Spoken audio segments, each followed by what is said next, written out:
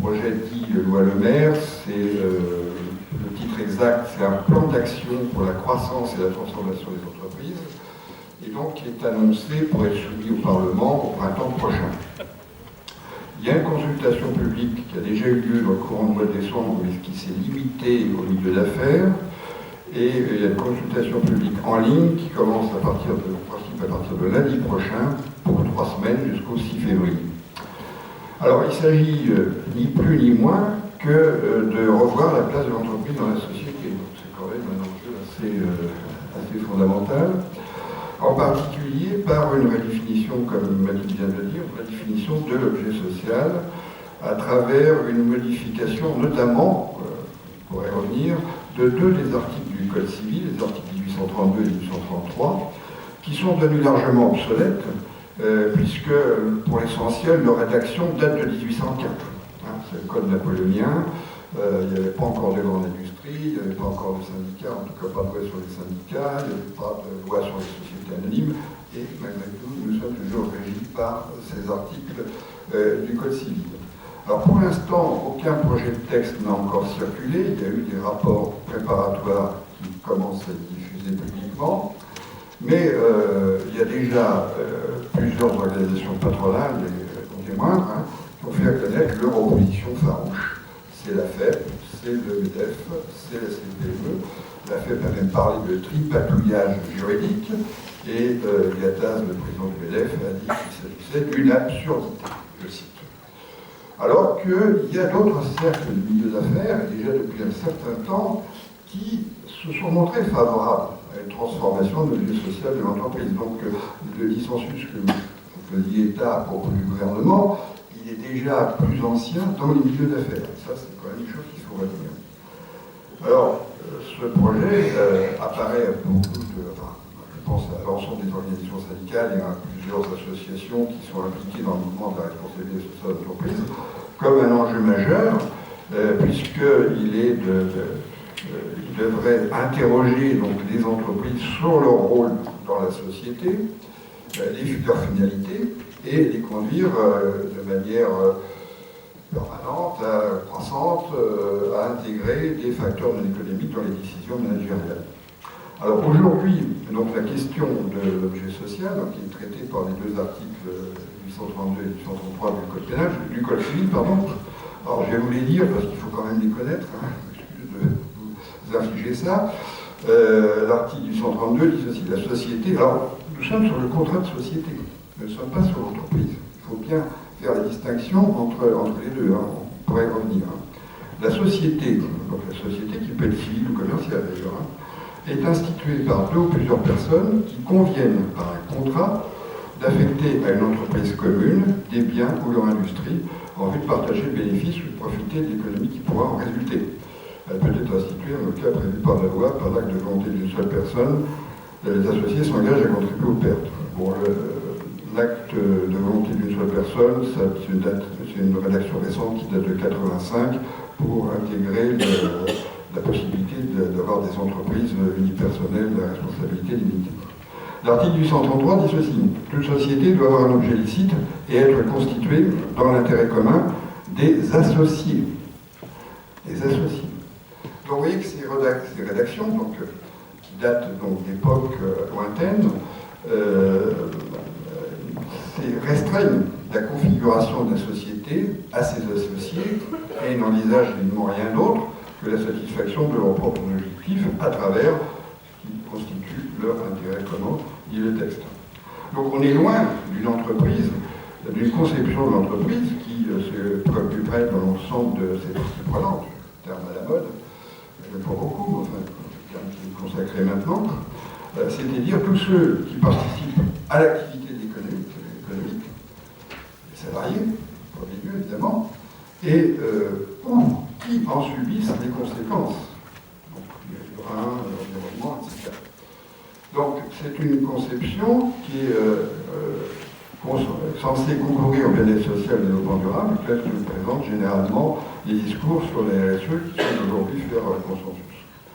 Alors, par comparaison avec un pays comme le Royaume-Uni, qui est pourtant réputé être beaucoup plus accommodant avec la libre entreprise qu'un pays comme la France, on constate que la France est très en retard, parce que la compagnie Act, qui est l'équivalent de la loi sur les sociétés dans le Royaume-Uni, prévoit déjà que l'entreprise ou la société doit se préoccuper de toute une série de ce qui est appelé des membres, pas partie prenante, mais ça revient un peu pour eux-mêmes, qui font d'ailleurs l'objet d'une énumération précise. Les employés, les fournisseurs, les clients, la communauté et son environnement, et que l'entreprise aussi doit se préoccuper du long terme.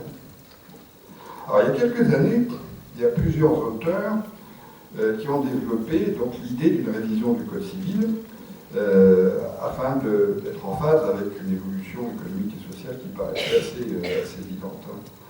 Et l'association de juristes Sherpa, notamment, avait proposé que, c'était en 2010, une proposition, une série de 46 propositions pour réguler les entreprises transnationales, une proposition qui intègre la prise en compte de l'intérêt général, et elle proposait donc l'insertion d'un article, d'un aléa supplémentaire à l'article 1832 du Code civil, qui disait ceci: les associés s'engagent à satisfaire aux exigences sociales et environnementales que la poursuite durable et responsable de l'activité encadrée implique.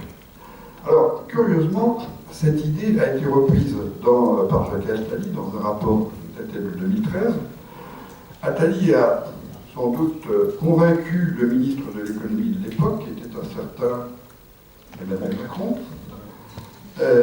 qui l'a intégré dans son projet de loi, même c'était l'article 83 de son fameux projet de loi, et c'était devenu la société doit être gérée au mieux de son intérêt supérieur, dans le respect de l'intérêt général économique, social et environnemental. Alors il s'est passé quelque chose d'assez curieux à ce moment-là, c'est que la proposition a été présentée au Conseil d'État, et au moment de son passage au Parlement, elle a été retirée. Donc les parlementaires n'ont jamais eu la possibilité d'en discuter. Assez curieusement encore, l'idée a refait surface.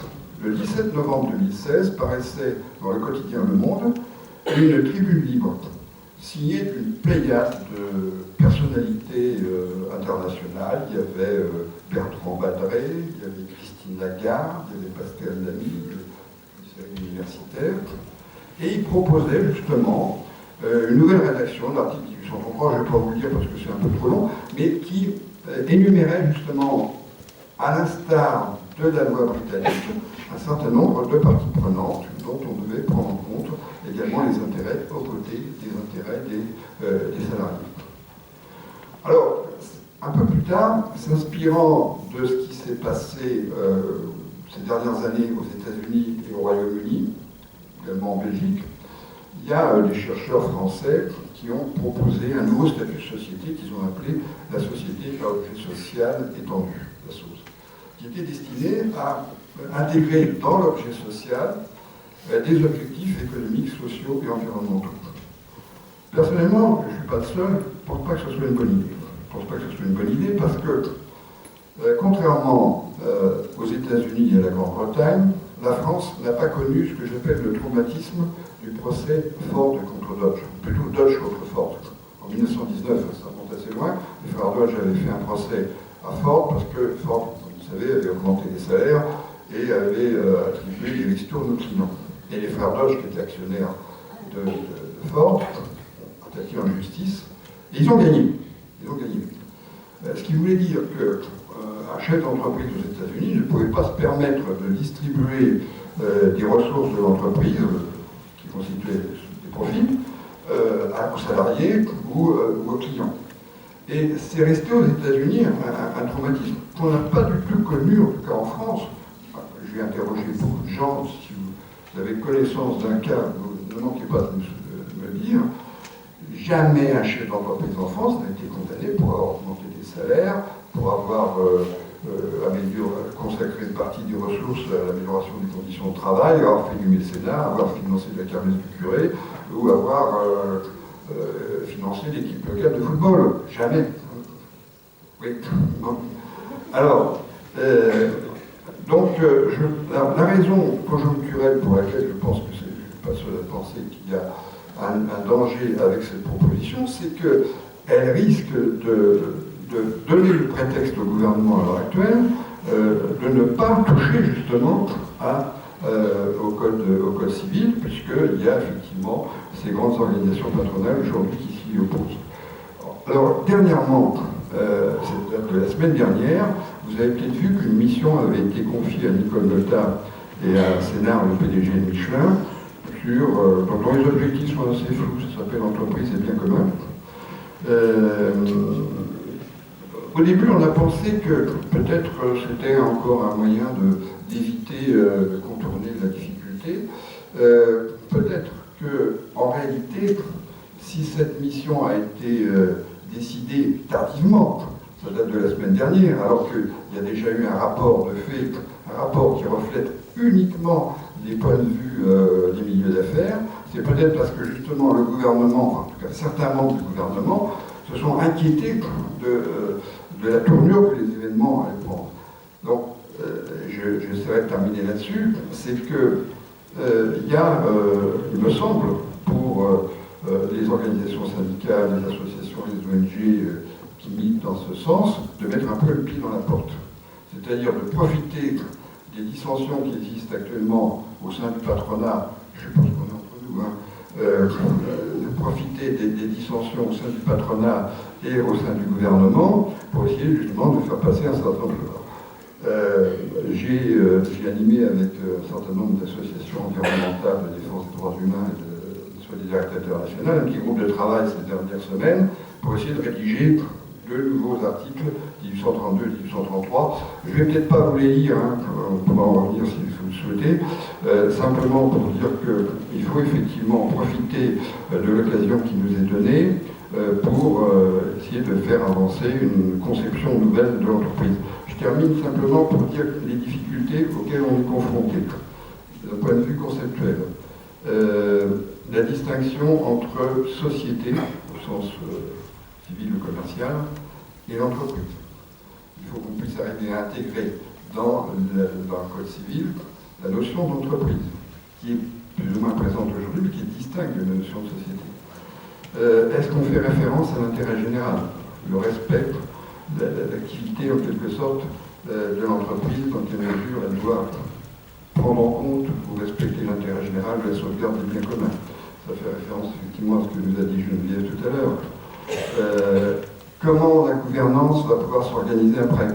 Je rebondis à ce que disait Thomas tout à l'heure. En 1999, j'avais déjà proposé des comités d'entreprise élargis.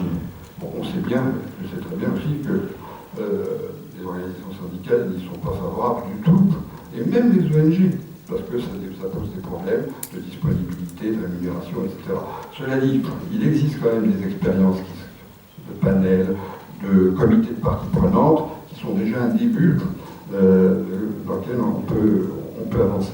Bon, je conclue en disant que ne manquez pas l'occasion, un appel que je vous fais, aux associations, aux organisations. La consultation publique, en principe, commence lundi prochain. Si vous avez des éléments à faire valoir, ne manquez pas de le faire, parce que plus on sera nombreux en utilisant les moyens, les médias comme Mediapart, un petit clin d'œil que je fais au passage, on peut quand même essayer de contrecarrer le courant dominant des milieux d'affaires, évidemment, qui ne voudront absolument pas toucher à la rédaction actuelle des articles du Code civil. Voilà, merci.